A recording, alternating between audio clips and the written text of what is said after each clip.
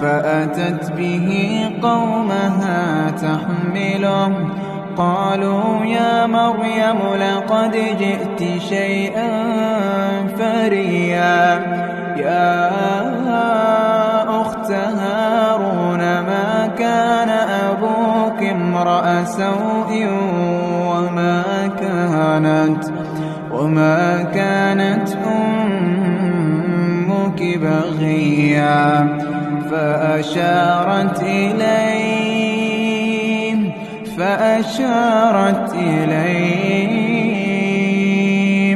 قالوا كيف نكلم من كان في المهد صبيا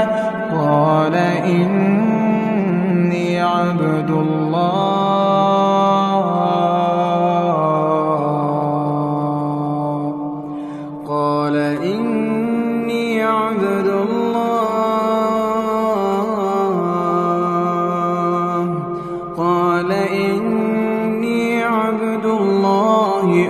آتاني الكتاب وجعلني